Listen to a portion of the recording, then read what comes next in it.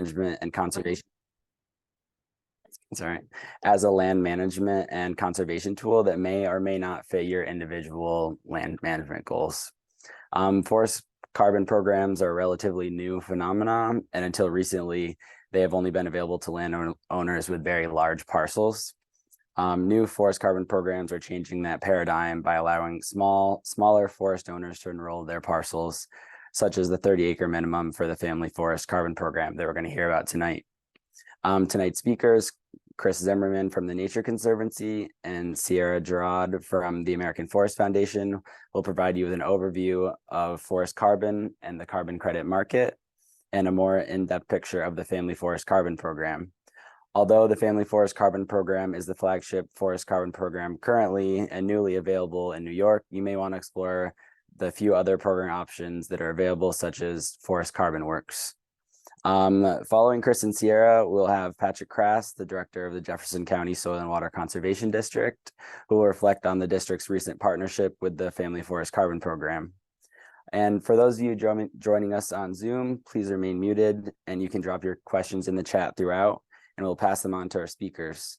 There will also be time for additional questions after each speaker and at the end of the presentation. And also, as you probably noticed, the Zoom is being recorded. So with that, I will turn it over to Chris Zimmerman.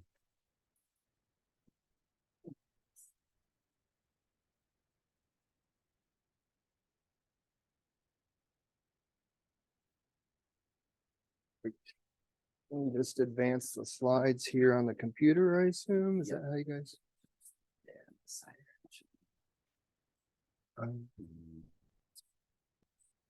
okay. The arrows aren't working to advance the slides.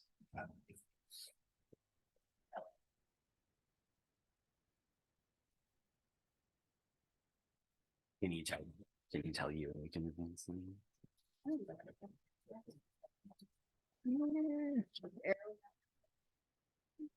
Arrows. Not in this way, not.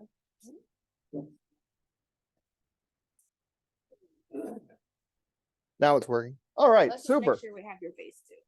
You're tall. Yeah, I'm a little tall. Well, thanks everybody for coming out tonight. Really great to see so many folks out here on a Monday night.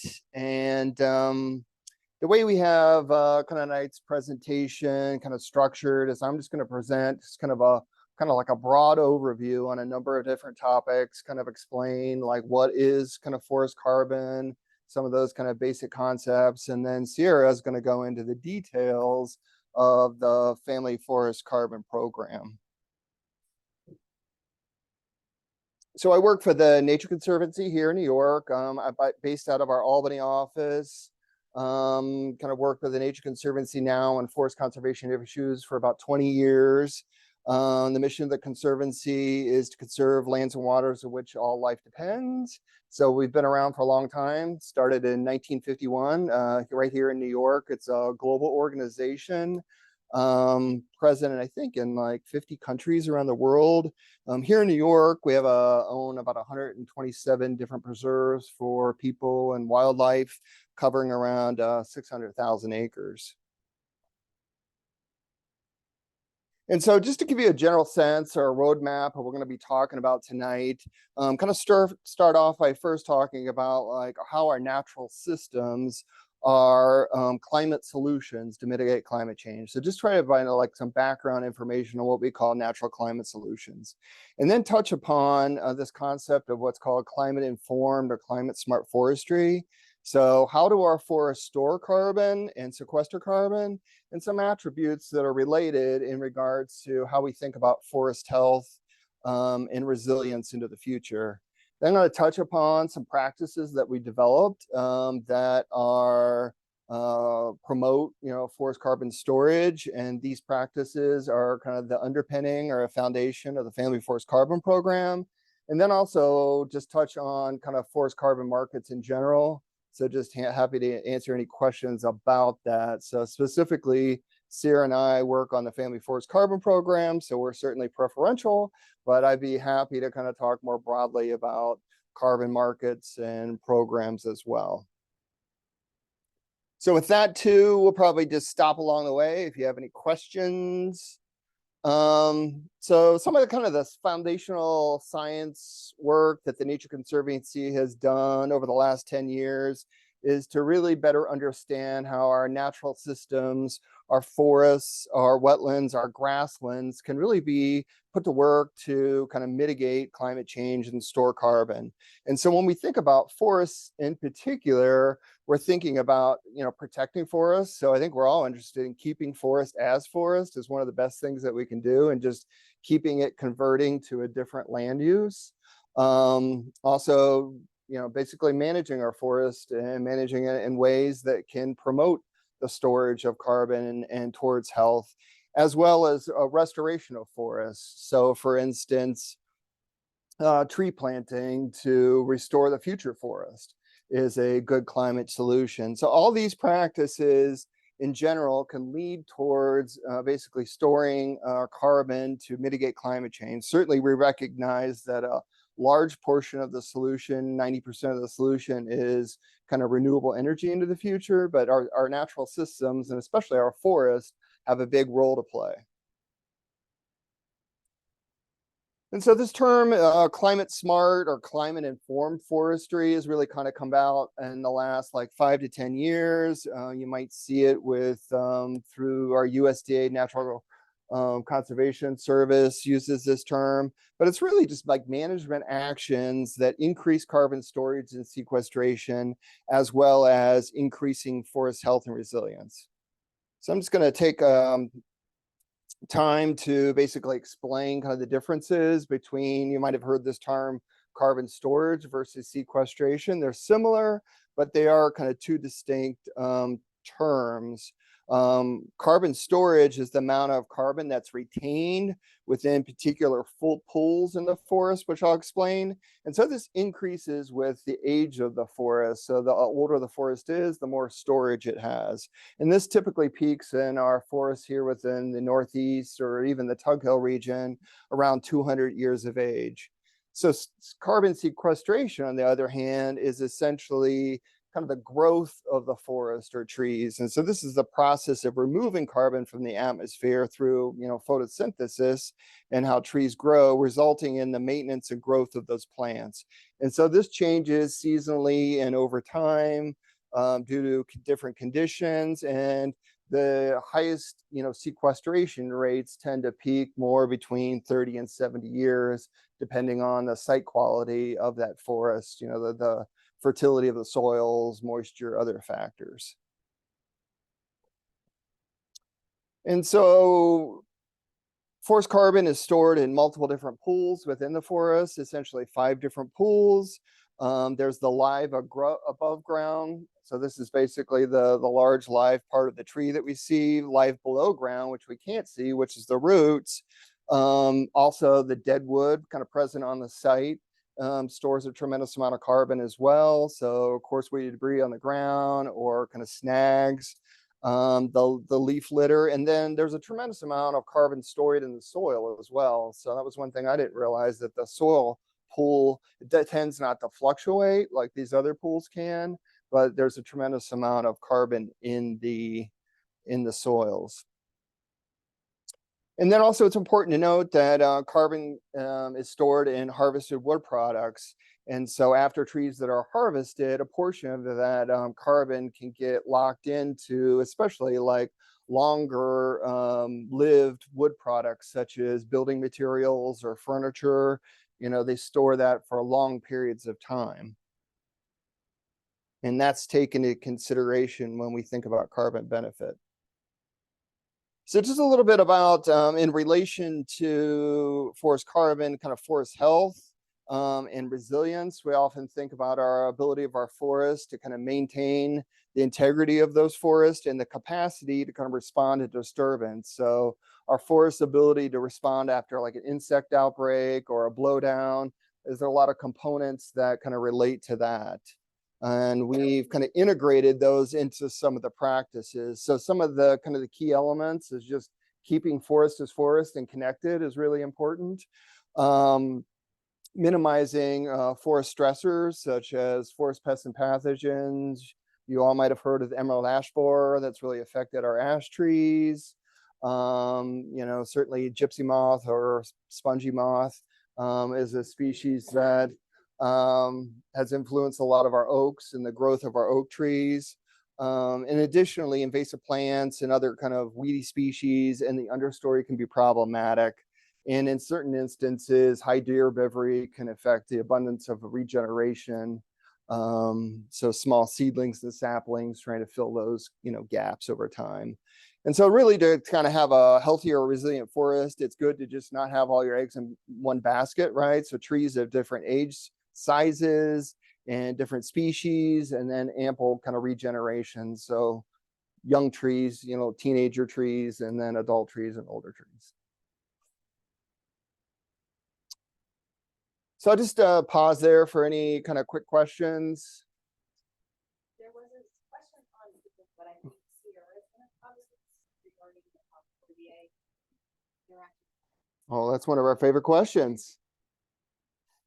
And so when we talk about like forest carbon storage and climate mitigation, natural climate solutions and forest health, it's pretty clear that, you know, you all private forest landowners are a big part of that solution. So it's approximately 57% of all the forest in New York State are family owned forests. So a majority of the forest in New York State is really owned by, it's approximately 200,000 different family forest landowners own more than 10 acres. So it's, you know, a lot of people owning that forest resource and working towards particular goals. And so that's why we really developed kind of these guide or practices to kind of increase carbon storage, but then also kind of maintain forest health. And so this Healthy Forest for Our Future guide is a guide that we produce with the U.S. Forest Service. And we developed 10 practices to kind of promote forest health and retain carbon storage, which are related to the Family Forest Carbon Program. And we developed these practices you know, through a 3-step process, kind of really going through all the kind of forestry literature, and then working with kind of a team of experts and series of workshops, as well as doing some forest carbon modeling as well.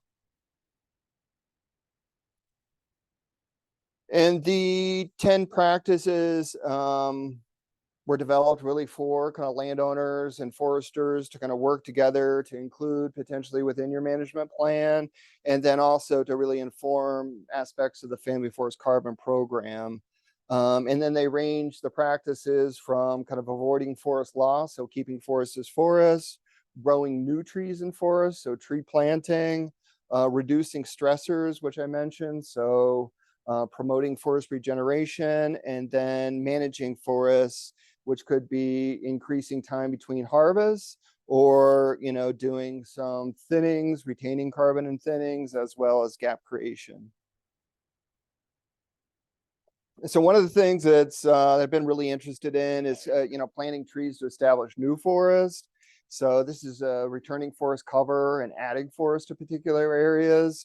So trying to achieve kind of those fully stocked, you know, forested stands in new locations. And so this is planting, you know, 300 to 400 establishing trees within an area, you know, which would be our future forest. So within like a, you know, window 10 to 30 years, this sequesters a tremendous amount of carbon, as well as having a tremendous amount of wildlife benefits.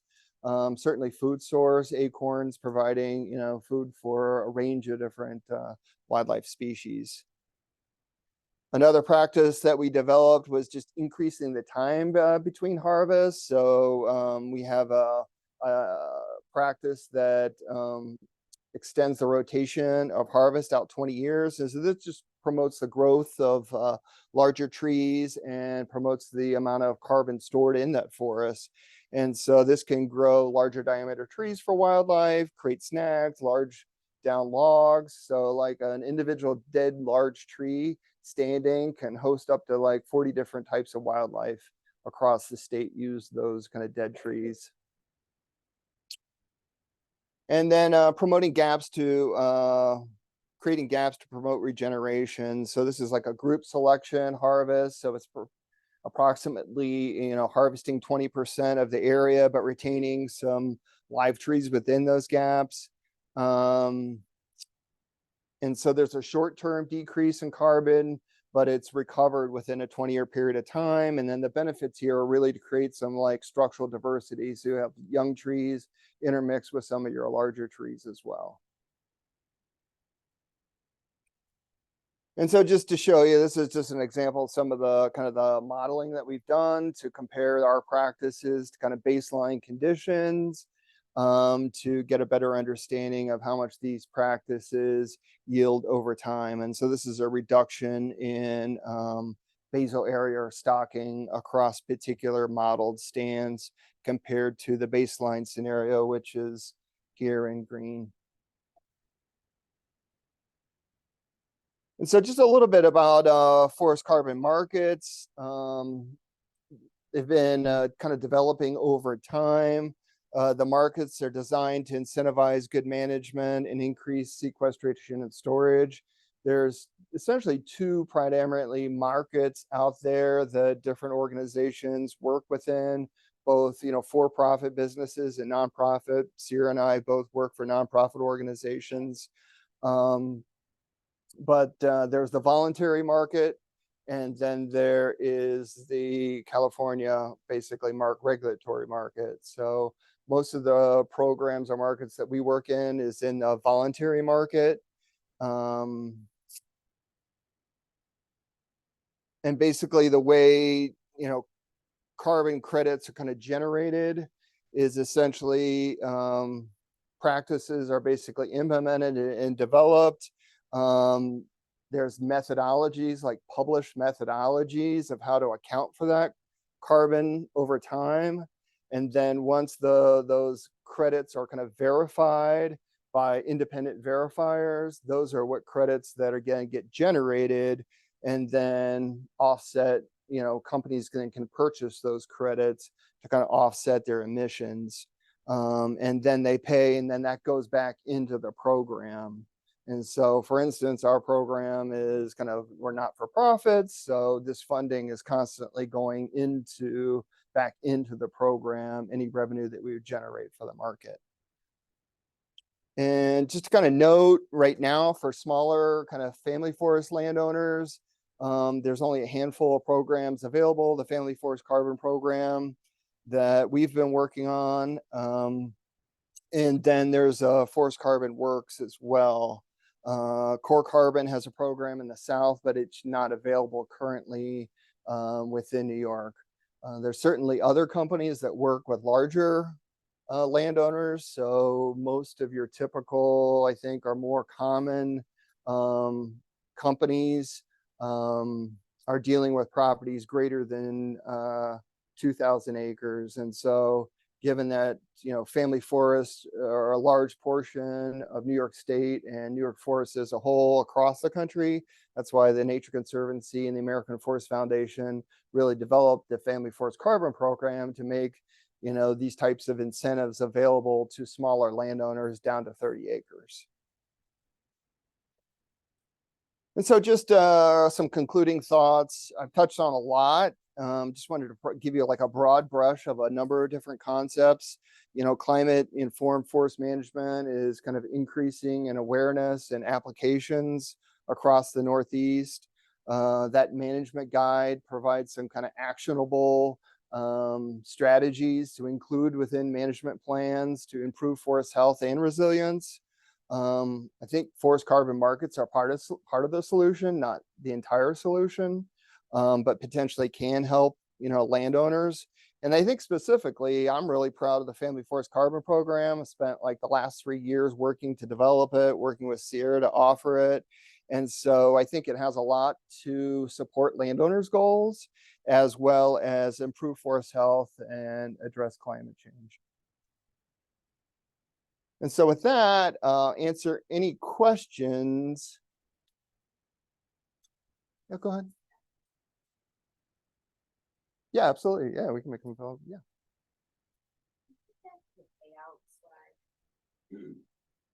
So 200 to 300 per acre over the course of 20 years. Right. So Sierra is going to get into this. Like, so yeah, I know that everybody's really here to hear Sierra's talk, but you had to sit through mine to get some of the basic understanding of some of the concept. But she's going to go into detail as far as the payments based on the different practices, the time frame of the contracts, how that works out with the payment schedule as well. All right. So with that, any other questions on? Nope. Great. We'll move on then. And so I think what we too want to do is, as Sierra presents, we can ask any questions, but we can stick around and just like talk to anybody who's interested and kind of speak to you one-on-one if you're interested. So we're in no rush to get out of here. Oh yeah. There you go. Thank you.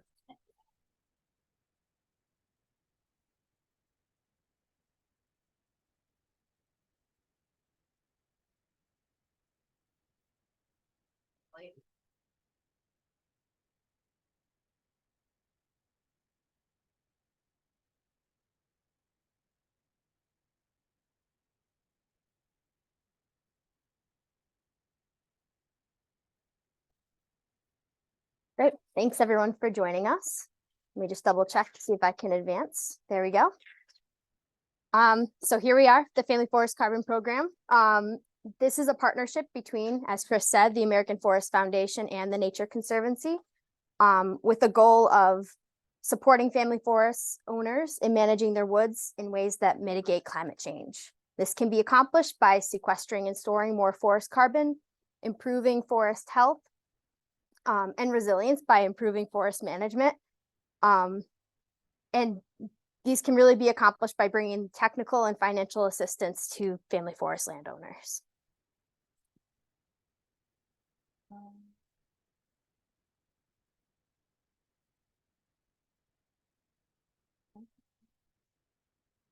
Sorry, folks.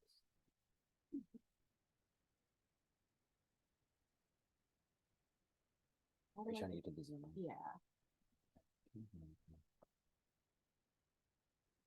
It's still showing this one.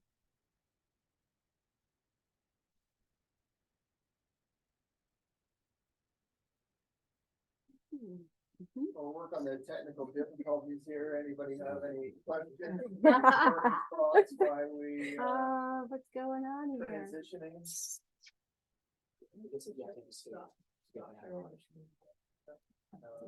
Share. Okay, let's try this again. Thank you. So do we have Sierra's?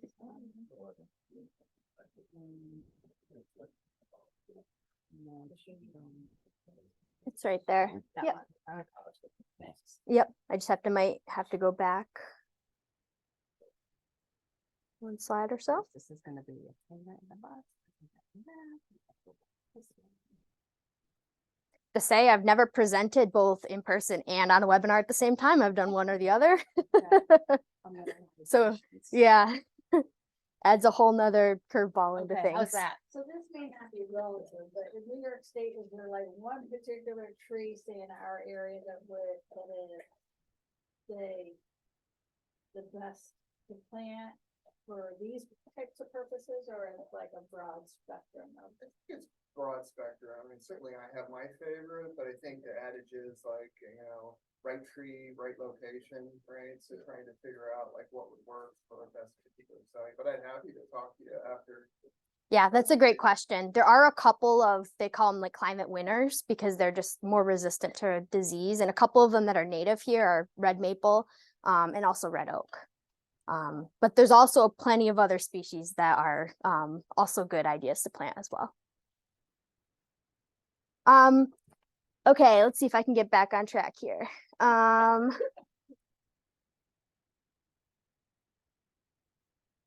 There we go. Okay, so as you can see from this chart, most private forests are owned by our small landowners, but most carbon projects are currently in large ownerships, the vast majority on land over 5,000 acres. And this is for a couple of really good reasons, but the most basic reason is the transaction costs. It's very expensive to start carbon projects. It's really expensive to maintain them. So that's where the Family Forest Carbon Program comes into play.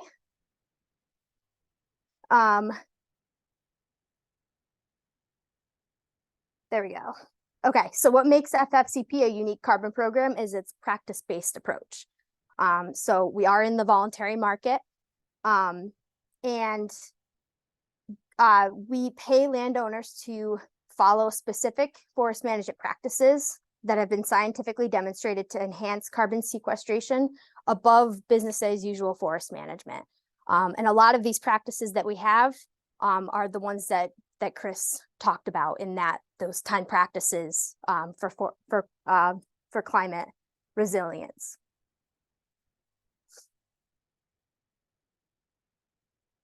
And the way we develop this program is we have a dynamic baseline. So we don't actually measure carbon stocks specifically on any individual property. We sample across a cohort of properties of enrolled landowners, and that helps keep those transaction costs down to be able to provide this program for smaller landowners, such as yourselves. We compare this data against FIA data measured and made public by the USDA. And we use that as the baseline to compare enrolled properties against. We maintain these plots, repeatedly measure them, and compare them to that updated FIA data over time.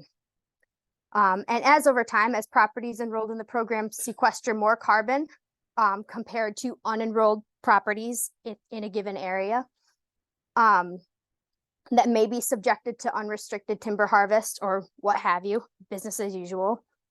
We quantify that additional carbon that's sequestered and sell that additional carbon off as an offset credit on the voluntary market that we can then use to further fund this program.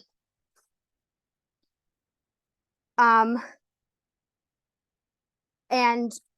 I'll just note that we sell credits on the voluntary carbon market only to buyers who demonstrate a commitment to reducing their climate impact and only offsetting unavoidable emissions. We actually have a really great blog post on American Forestry Foundation, kind of stating all of those key indicators that we look at when we're looking at those credit buyers. Just to make sure that they're doing their due diligence in trying to be net zero and not just buying credits to say that they're net zero.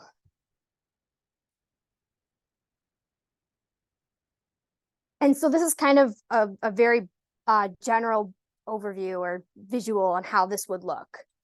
We have a business as usual type trajectory. And then what we could see as carbon gains is that green line as, you know, looking at the forest a little differently, having some different management, and thus having larger timber, healthy forests, but also that carbon gain as well.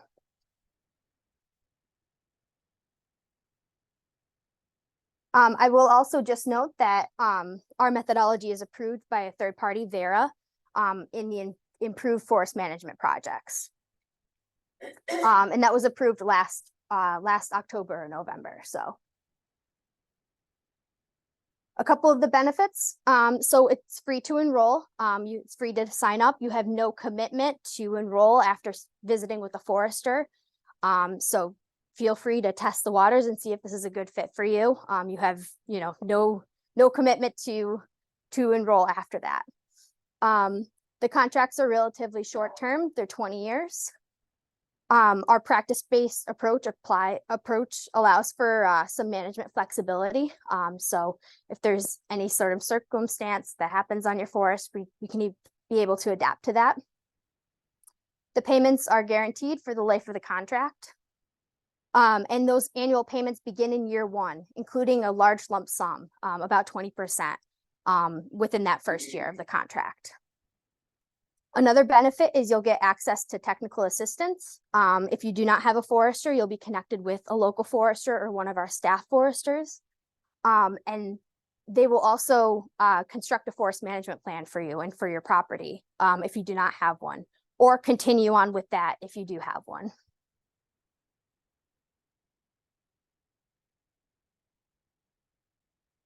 A couple of the agreement terms. So the landowner receives payments throughout the current contract according to a set schedule. the landowner has to keep an up-to-date forest management plan.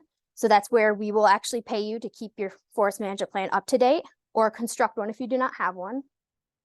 The landowner will keep us up to date on any major changes and complete a short little report every 5 years about what's changed. If you've had a timber harvest, if you're seeing any sort of disease or pathogen, anything like that. One thing is the Family Forest Carbon Program will have the rights to the carbon in the project area. So this will be a contract lien on your property, temporary for just that set contract schedule. Basically that means that no other carbon project can be put on your property. So you can't go to a competitor and try to sell, double sell your carbon. That's essentially why that's there, for not competing. A couple of the eligibility requirements and details. So like Chris mentioned, a lot of our practices were based on those 10 management goals or practices for resilient forests. But getting down into the details, you need to be a private landowner, and it needs to be at least 30 contiguous forested acres. And in our eligible geographies, New York is now open.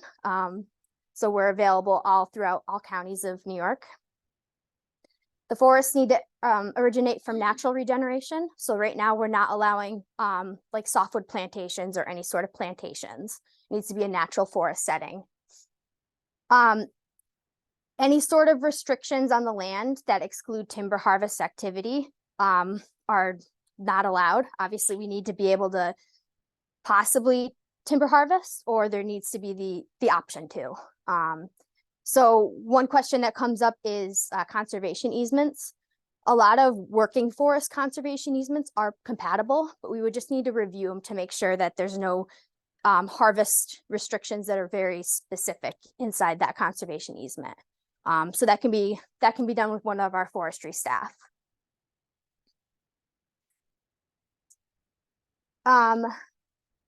Right now, both of our practices are only supporting a maple beech birch forest type.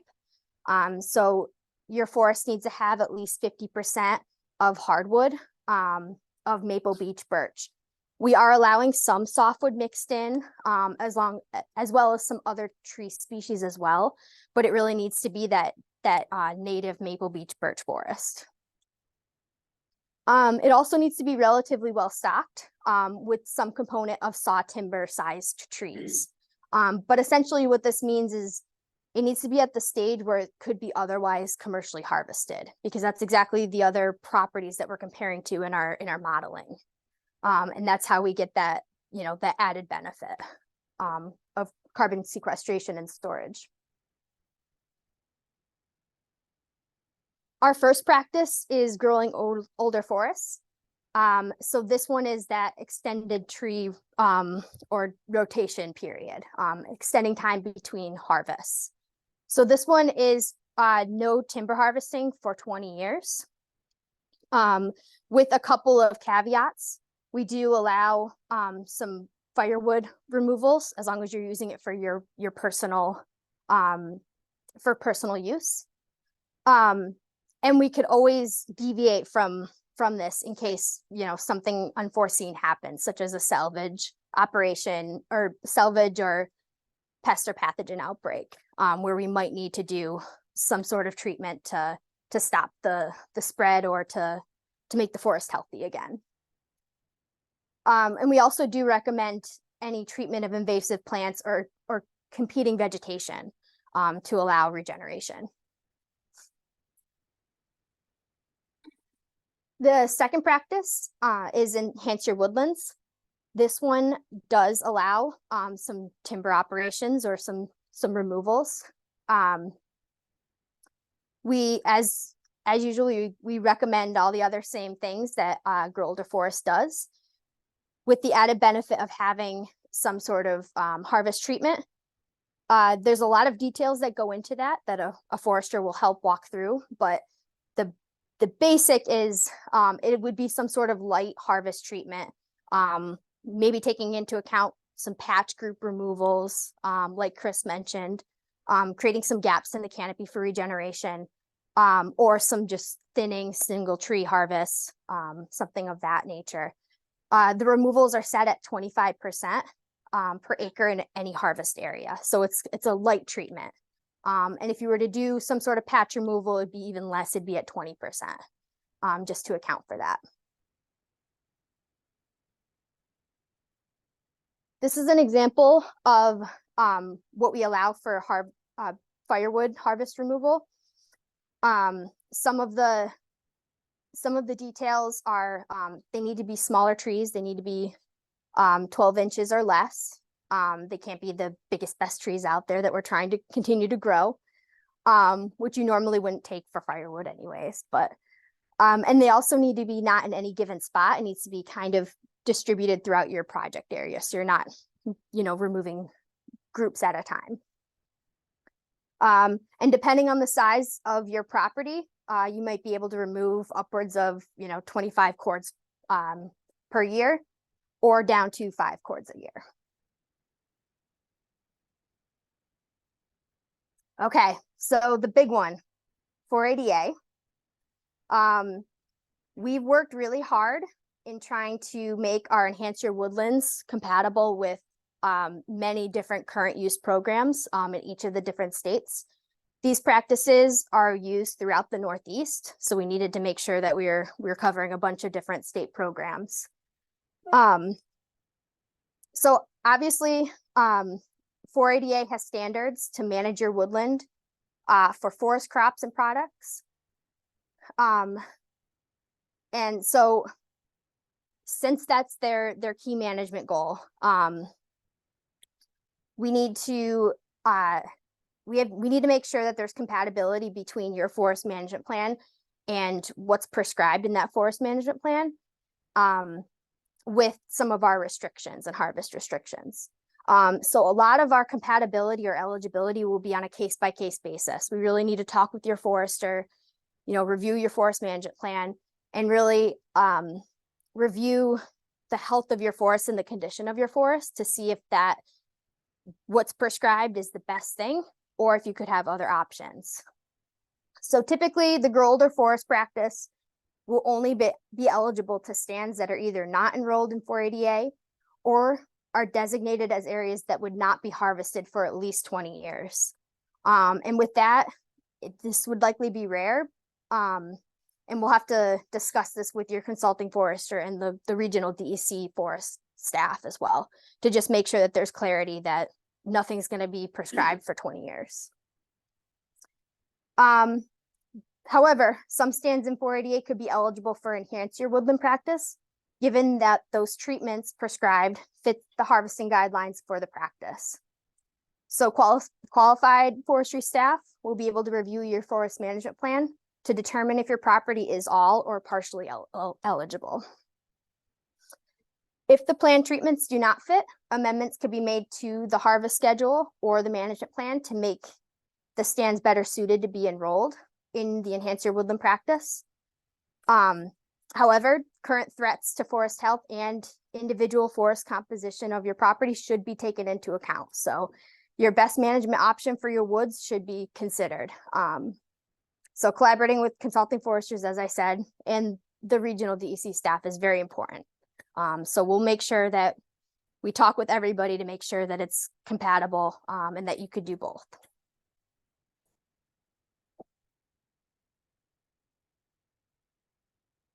Okay, so a little bit on how to enroll. Like I said, it's free to sign up. It's really easy. We go to familyforestcarbon.org and you go to find your property, and you actually click out your parcels and you'll get a generated report. From there, you will get connected with our qualified representatives that will start to answer any of your questions. From there, you will be assigned a forester, or if you do have a consulting forester already, we will connect with them on the platform so that your consulting forester can represent you. From there, we determine your eligibility, whether it's through just a phone call, through reviewing your forest management plan, or through a site visit with a forester. From there, a forester will delineate your project area, the area that could be eligible, the area that you want to enroll. We'll generate an offer based on that acreage, and we'll send you the contract. You'll go through the process, see if you have any questions from there. We'll send your payment within, I think the goal is within 60 days, and I think that's been working out pretty well, so. Okay, so this is an example of the payment schedule. So as Chris had on that table, our practices are between $200 and $300 an acre. So the enhancer woodland practice that does allow timber harvesting is $200 an acre. And the grow older forest, which is that harvest deferral, no treatment for 20 years, is $300 an acre. So the first year you can get 20%. And if you do not have a forest management plan, you get either a payment for the forest management plan, or if you would like our forestry staff to construct one for you, it would essentially be a free forest management plan. And then from there, you get graduated percentages and then a lump sum at the end. So I have an example in the next slide here to kind of make it a little easier. So that $200 or $300 an acre is for that times your eligible acreage for that 20 years. So say a landowner has a nice easy 100 acres that they want to enroll. This landowner would get $4,000 at that first year. And then also they wanted $600 for the development of a management plan. Then they would get $600 for years 2 through 8, $800 for 9 through 14, $1,000, and then $2,000 at the end for that 20 years.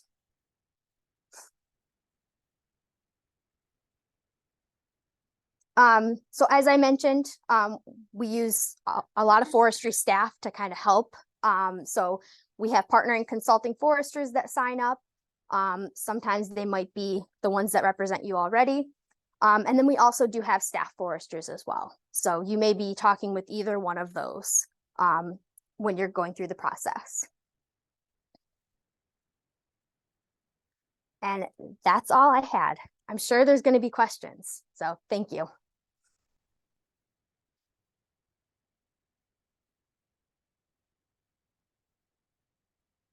Yes, Dan. If I were to do a thinning harvest on my land, does AFF get a revenue or percentage of that harvest? That's a great question. Can you So repeat that for the folks? oh out there? yes. Thank you. So Dan said he has a thinning prescribed on his property. Does AFF get any percentage of that harvest? That is no. So anything you do in addition to or outside of enrolling is completely separate. So as long as you adhere to those guidances and those guidelines for that timber harvest, it meets all of those objectives and restrictions. That is your own revenue. We don't pay for forestry services for that harvest. So you will have to pay for a forester to mark your trees or oversee the logger or something like that. Is that income taxed when you sell carbon offsets? Great question. So these payments are an income for you. So you'll have to talk with your tax advisor or figure out how to get that, but they are taxed. So It's income tax. It would be- capital gains? I believe, I'm not quite sure, but I believe it's income gains. Yep. With timber. Yeah, okay. Right. Yes. You said that there would be a lien on that property. Are you telling me the lien is a lien on the deed of that property? It is a lien on the deed for 20 years. And the term of the lien is called a contract lien. So the only thing that somebody would see on that deed is that there's a contract tied to the property. But that's filed at the courthouse Correct. Yep. on private forest land. Yep. Can the land be sold during this contract? It can be sold, but this contract would be, it would run with the property. So that would be a deciding factor on whether that new landowner keeps it or they terminate it. If it is terminated, there are penalties. And I actually did forget to mention that, but yes, so if you choose voluntarily terminate the contract, you have to pay back the payments, and then also there's a penalty percentage. If there was something else like a natural disaster, pathogen or anything like that, you do not get penalized. We may have to remove some acreage if it was like, say, an ice storm that took out 5 acres. We may have to remove that 5 acres from that project area for future payments, but we would not have you be penalized for anything you can't control. Yep. So you're saying a 20-year cycle. So under 480A, that means that the consulting forester, the Nature Conservancy, and the DEC have to get together, and maybe, is there any room to tweak that? Maybe you say 20 years, but in the guidelines of the plan for whatever specific stand in that forest area may require the thinning or whatever to be done in 12 years, 14 years, 16 years. Is that doable? Yes. Yep. So our practice is very simple. It's just one harvest in that 20 years. And I know that there's flexibility in that 480A in your 15-year schedule, for flexibility in the years of your timber harvest. So, that's something we'll have to navigate with consulting foresters. Yes, correct. Yep. So in that case, you'd have to, if the 48 plan calls for a harvest of 15 years and you're going to grow old your forest for 20 years, you would have to get with the DEC and amend your plan and have the harvest occur after 20 years, because otherwise you're not going to qualify for the 20 years of harvest. So that's what. Can you enroll, if I had 1,000 acres and I wanted to enroll 800 acres and 200 out, can you do that? That is correct. So, someone asked about partial enrollment. So you can, you don't have to enroll every acre on your land. Obviously, we have certain guidelines like hardwoods, not softwoods. So maybe not all of your land is eligible. But you can choose not to enroll all of your land as well, depending on the conditions and depending on your goals and your objectives for your land. Now, what is the theory of only qualifying that maple birch in this forest and not softwood plantations? Yep, great question. So since our modeling is based on FIA data, each of our models have to be based on the forest types that are depicted in that publicly available data that the USDA does. So we started with one, and we started with the most prominent forest type in the Northeast, which is maple beech birch. I don't have the exact percentages, but it's around 70% of the forest land cover of the Northeast. We may have softwood practices available eventually. We might not. It really depends on the harvest behavior of those forested acres, and what landowners are doing to them, and managing them. So that's what we're supporting right now when we just to start this program with the most dominant forest type.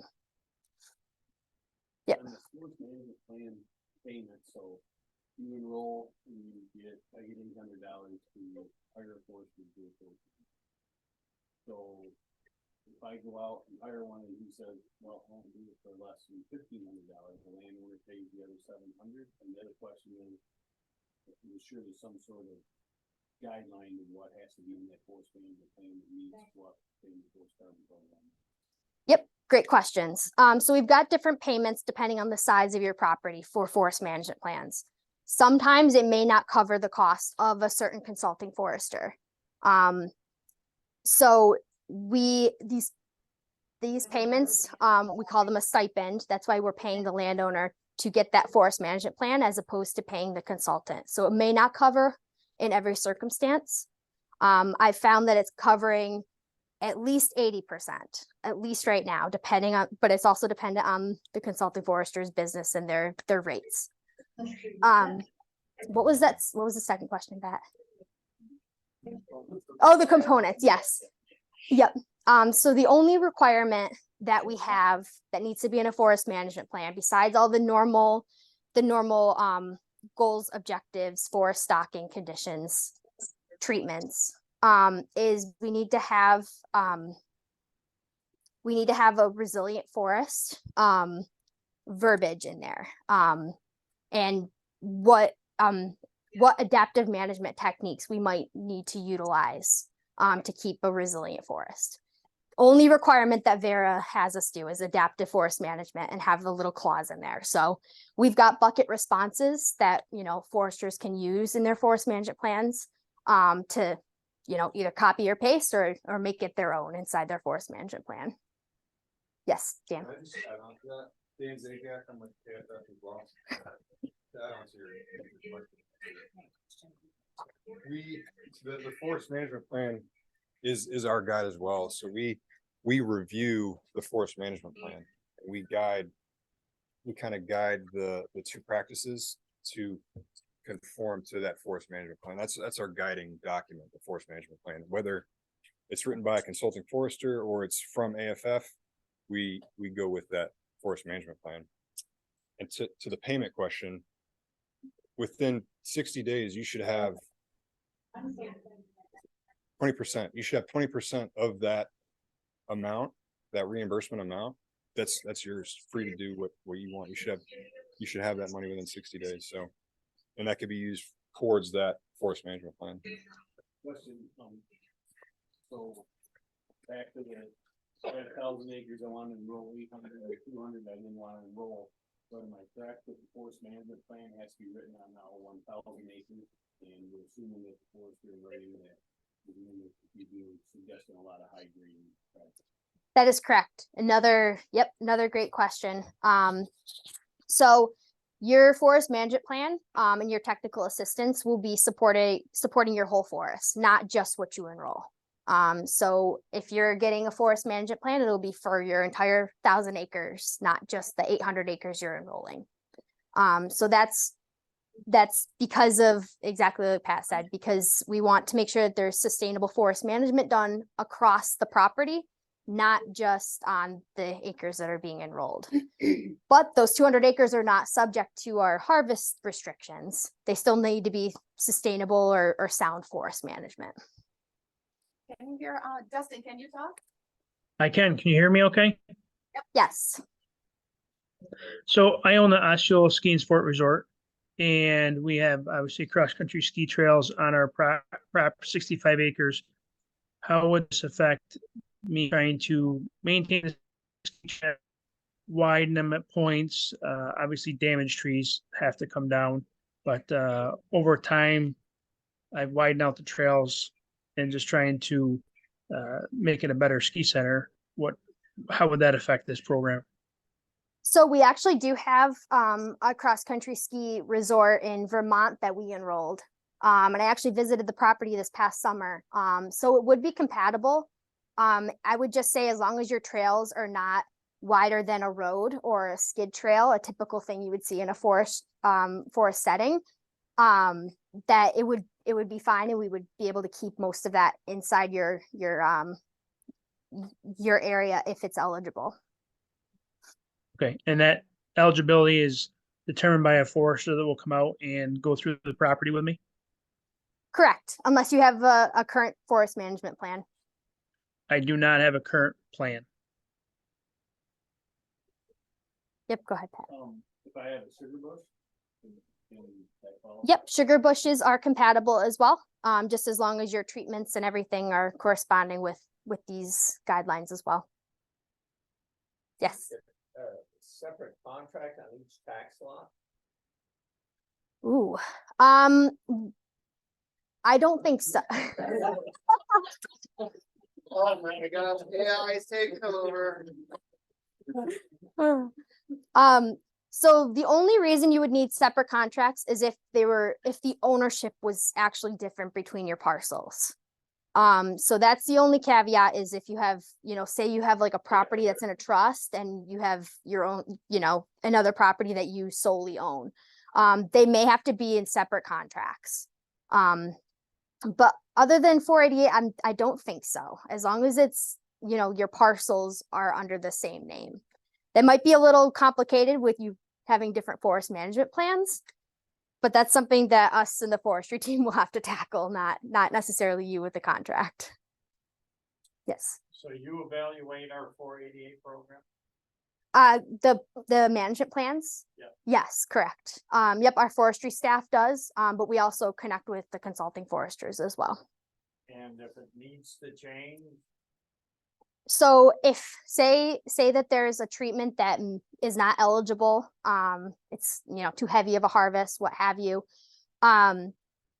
we would lay out the options for the landowner. You could possibly amend the plan, amend that treatment if it's sound management still, if you're not leaving, diseased timber or whatever it might be that's subject to that timber harvest. So you can amend the plan, or you could just enroll what is eligible. So say there might be a couple of stands that are still eligible. As long as it's at least 30 acres, you could do a partial enrollment. If we amend the plan, will the DEC accept it? So I guess it would be like, I guess one thing I would say, I think that we talked about it needs to be on a case by case basis, I guess. And so we talked, Mike, do you want to say anything, Mike? I don't know. My question to you, Mike, how flexible? I mean, I think that it's like, because Everyone's property is a little different, a little unique. So that's, sorry to put you on the spot, but I figured that's what we had a discussion about, that it's a case by case basis, I think, at this point, because we're still working through this. Mhm. So we say, okay, you tell us the plan needs to be amended, we send it to the DEC and they say, nope, not gonna happen. So. Yeah, they refuse the amendments. Right, we're That's done. possible, yeah. I think depending that- on, yeah, that's depending on the contract condition of now, your and then forest. that's Yep. at no cost to you. Okay, Right, so that would be it, no, that, we. The Yep. Nature Conservancy AFF would bear the cost of trying to work through that process. Yeah. with- Yep. The forester paint your charge. rates or anything. Nope. Not during the enrollment process. This is all hammered out before. we Correct. sign. Correct. Yep. And that's what I was gonna say. We'll work, the DEC foresters will work with these folks to try to work with your schedules, but your schedules and your forest tax law plans there's rules and regulations under the forest tax law plan. So you have to make sure that those are being met. If those cannot be met, then it's up to the landowner to decide whether they want to move forward with practices that are going to basically be a violation at some point along the way. The plans will need to be will need an amendment, which can be done, as was mentioned earlier, to basically mention, because forest tax carbon is allowed under the forest tax law program as a compatible use. Forest tax law program allows for compatible uses, and that's where the carbon would come in. And the other question that always gets asked is, currently, no, your carbon payments are not considered income based on the forest tax law because it's not a harvested product. So you're not going to have to pay a 6% on that value. So, but it's going to be a case by case basis, unfortunately, to try to figure out which stands may or may not be eligible. And it depends on what's going on in those stands. The age, the stocking of your forest, a lot of different things. Yep. Go along what Mike had just said. So if we're going under 488, which currently we're on a 5-year recommitment. Yep. Cycle. Yep. And every 15 years, a stand has to be re-inventoried based on 488. And you're set at the stone of 20 years.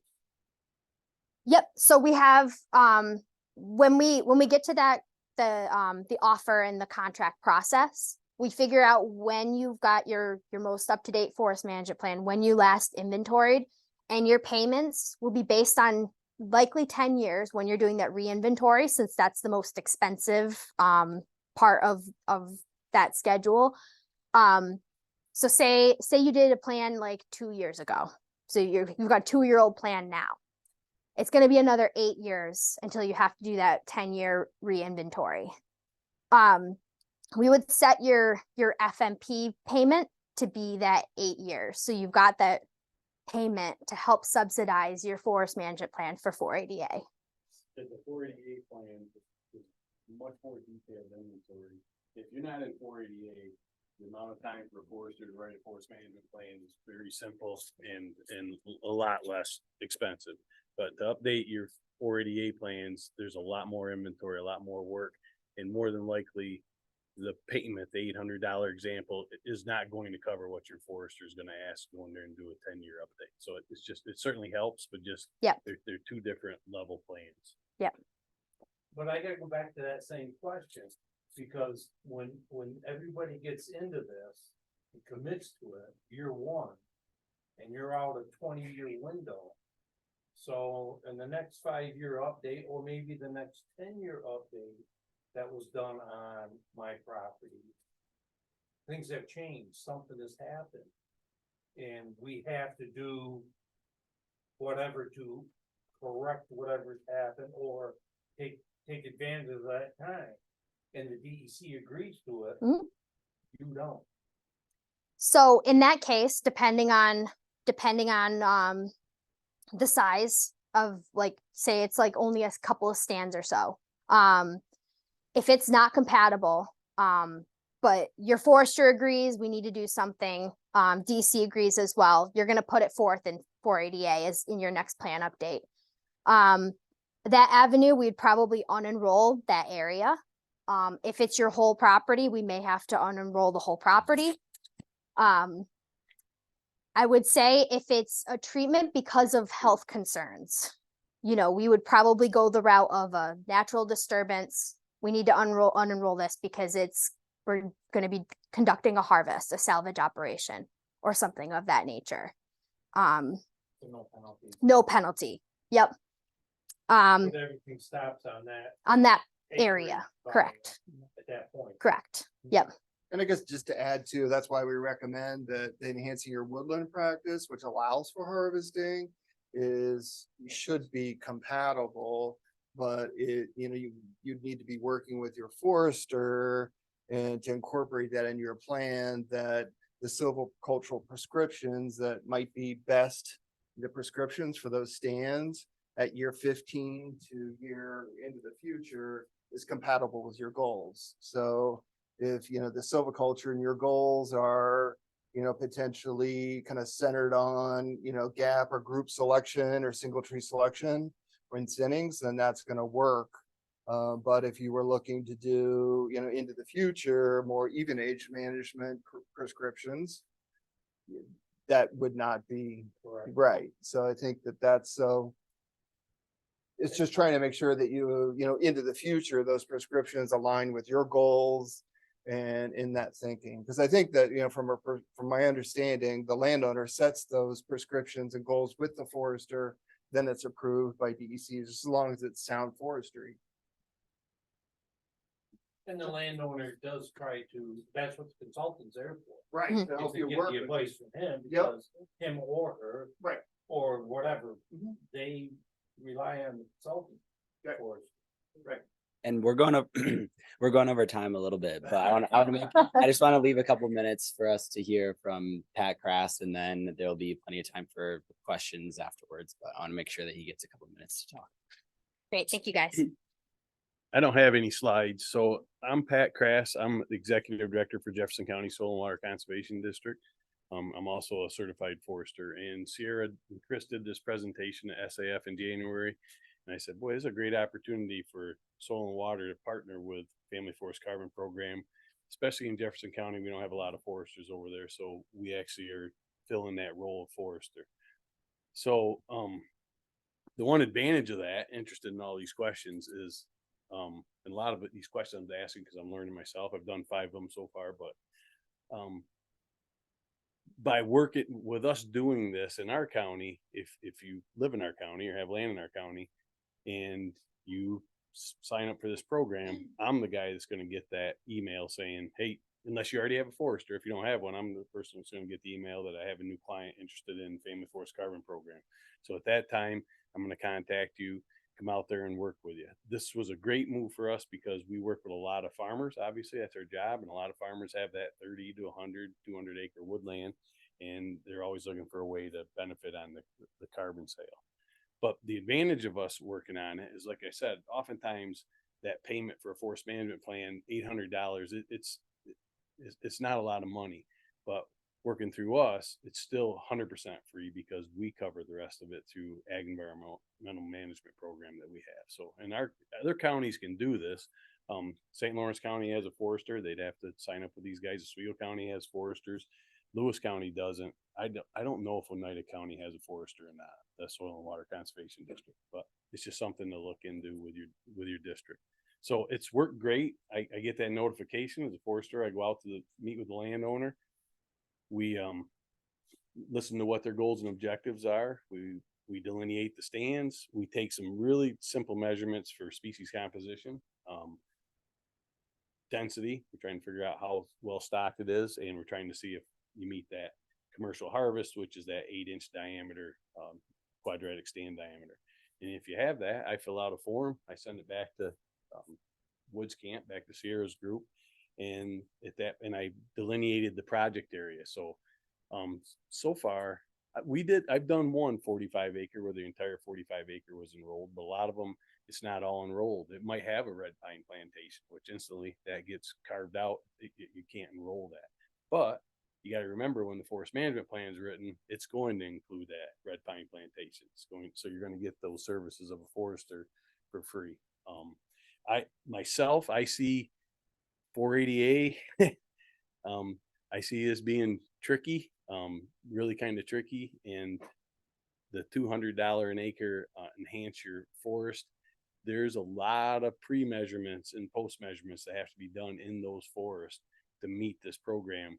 And I doubt the money that Family Forest Carbon Program's going to pay you will cover all of those forestry costs. So you really got to look at that. What am I going to get for the timber sale? What's it going to cost me for the forester? Because you got to go in and you got to measure everything before anything's cut. You got to measure everything after it's cut, and there's guidelines on what you can cut. So I think it's a great program. You want to do your homework. And one thing I'll add is, you're crazy not to sign up because it doesn't cost you anything. It's all free to the end. You can get the contract. I've seen them where they've made their offer to the landowner and they have it all signed. They're not obligated one dime to do anything other than, hey, thanks for all the free assistance. I don't want to do it. So, I mean, if you're interested, it's all free at that point. So that's my 2 cents. I'm here for any questions you got. So. Thank you. Yep.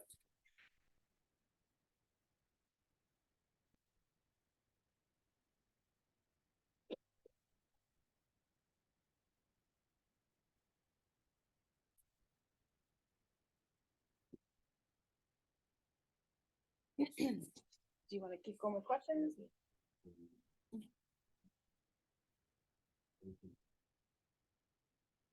anyone have any final questions before John can wrap up? Is there any obligations or restrictions that this one is not?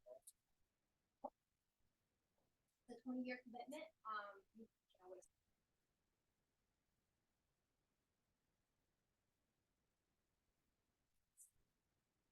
Or there's no obligation.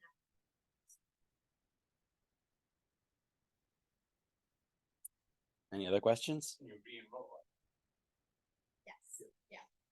And then we've talked about like developing, we haven't thoroughly developed this yet, but like a bonus at that year 20. But with the recognition that landowners' goals and objectives might change at that point in time. And that's why we look at the kind of the growing older forest as really an extended rotation, because at that point in time, you might want to move into, potentially, depending on your goals at that time, into enhancing your woodland. Say you're industry just explodes, now you're making double and triple selling your carbon. So that's a great question. We get bumped out per acre. So I guess I'll go ahead and drum it in. So one, this thing that we did kind of, I think you noted, but you're being paid to implement a carbon beneficial practice. So you're not being paid based on credits sold or anything that. So you're being paid upon a practice. So essentially AFF and TNC are taking all the risk in whether those credits will go up or go down, you know, based on what the market currently allows into the future. And then two, because we're not selling credits until after the carbon is stored and accrued, which is different than a lot of other programs. So our methodology, we're only selling carbon that is measured and verified after it's been grown, essentially, which is different than other methodologies.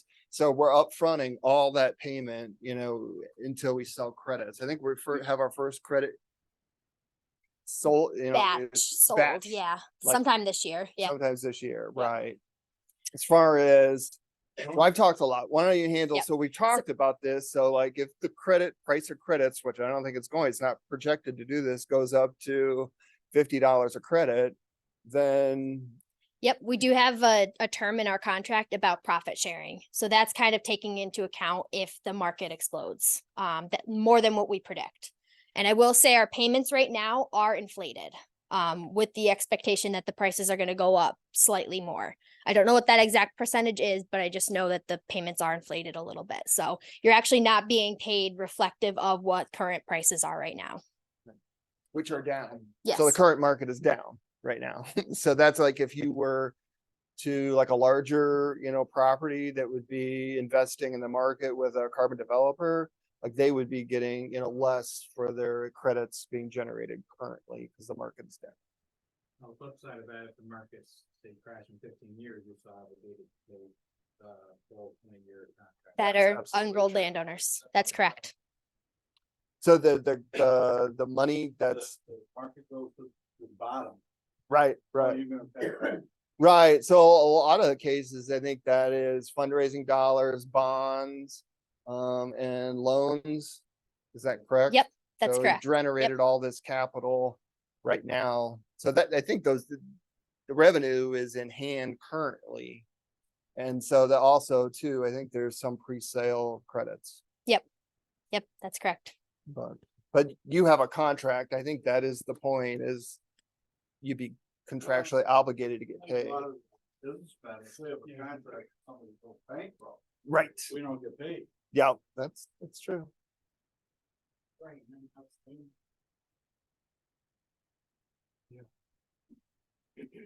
I would say the minute you stop paying, it's like the contract. Right, right. Yeah, that's pretty much, yeah.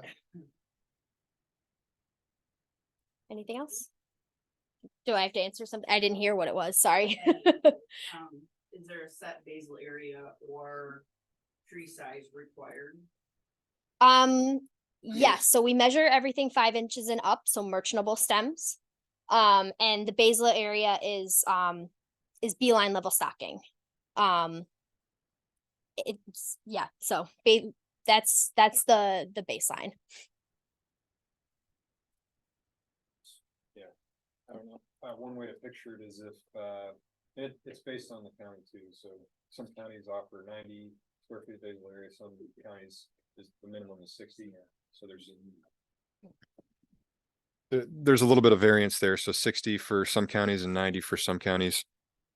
But if you think about it, you walk into any place in your forest and you spin around and you can count, I don't know, 9 medium-sized trees, 9 medium to large size trees, you've got 90 square feet of basal area. Just that's a rough estimate,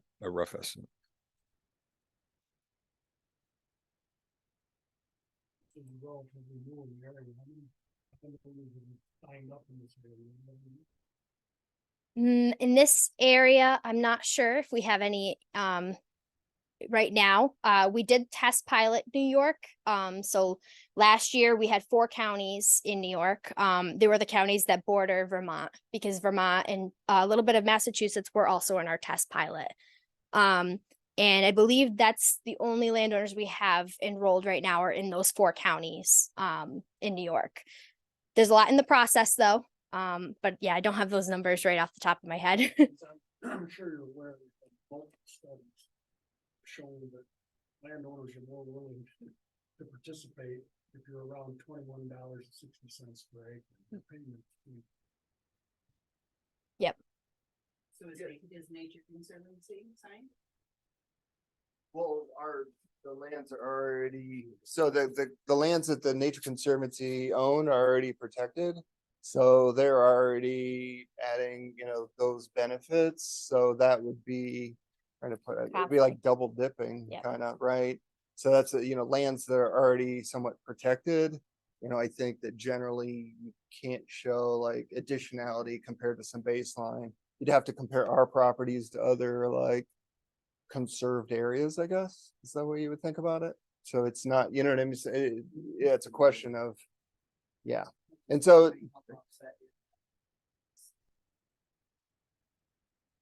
yeah. So I think that, as an organization, we, for lands that aren't working for us, we've opted not to sell credits from those properties. For a range of different reasons. But I guess getting back to what I think the statistics across the Northeast though have a lot of landowners enrolled in Vermont. So I think we're up to like 45, 50 landowners in Vermont that enrolled totaling around 6,000 acres. And then in Pennsylvania where the program started, we're at, I think total for the Hundreds? entire program, including Midwest, the Central Appalachians, and the Northeast, we're around like 60,000 acres, 65. and then hundreds of landowners. Yep. So the program is relatively new in New York. We're, I think, 1 year in essentially. Yeah, here, we're about 1 year in. where it's been active in Pennsylvania for 4 to 5 years.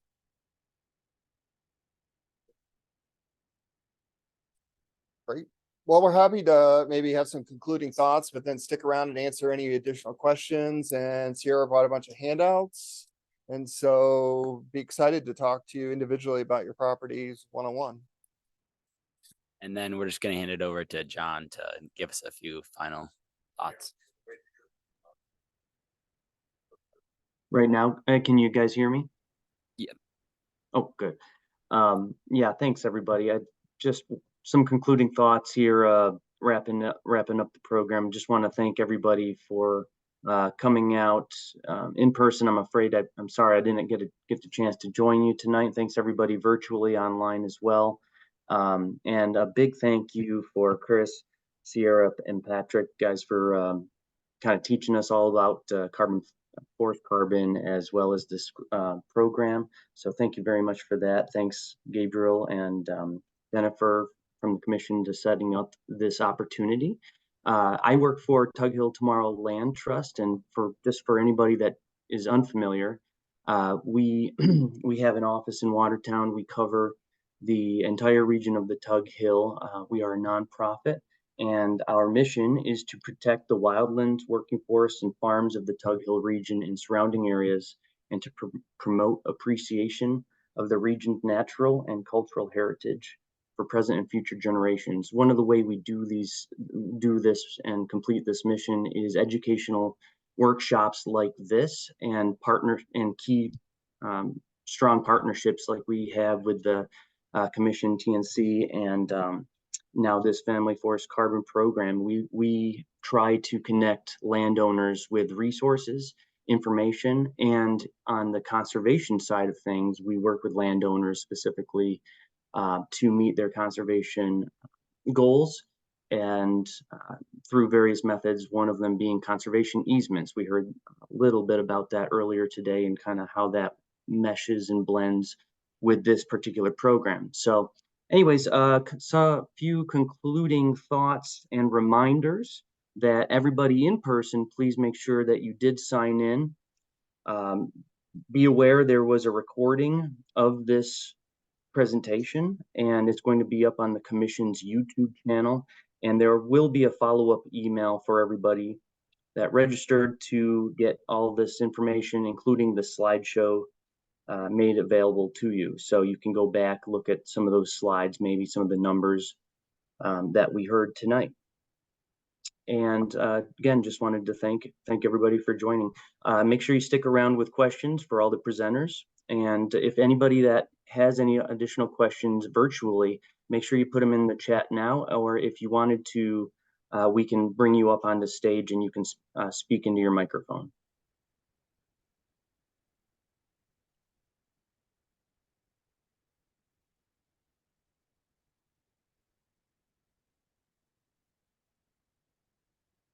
I have one. It sounds like there's a lot of people here that maybe are already in some of these programs and are very familiar with the terminology and stuff, but when you're talking about selling the credits, the harvesting type thing, can you just sort of very basically sort of explain it, maybe using an example? Like, I'm understanding that what happens is you have so if we have part of our land in this program, you're going to at some point harvest that timber. No, I mean, what are the credits? And I guess I'm not quite understanding. Does that make sense? Yeah, so this program doesn't require you to harvest. That's just an option. That's another tool that you can utilize. We're paying you to implement certain practices and certain guidelines. So if it's, you want to grow, healthy trees, your forest is already really healthy. Maybe it's a little bit younger. You can go into that grow older forest and not harvest. But maybe the forester that goes out and visits your property said, you could do a couple of patches and get some regeneration. You might have a forest that has nothing growing in the understory. It's a very, like park-like setting. And it might be beautiful, but it's not very beneficial to wildlife. And it's not really doing the forest any due diligence for regeneration. You're not seeing that next generation of forest. So the forester might recommend a prescription and say, you might want to do a timber harvest, and I'm happy to help you to do that. So you could go in and do that enhanced woodland practice. Now the forester would have to adhere to those guidelines in that forest management plan to make sure that it's eligible and it can stay in enhanced woodlands. And then from there, anything you do for management would be separate from our program. So the carbon credits and the people buying the carbon credits, they're totally separate. Totally That's separate, just yep. providing the funding for keeping program. Correct. Okay. Yep. Yeah, that's sort of. I was thinking it was sort of All integrated. Yes. Are there any more questions in the chat? All right, so we're at an hour and a half, so we'll let it be respectful of everyone's time and let you get going. And like we said, people in person, feel free to stick around and chat. And thank you everyone on Zoom for participating.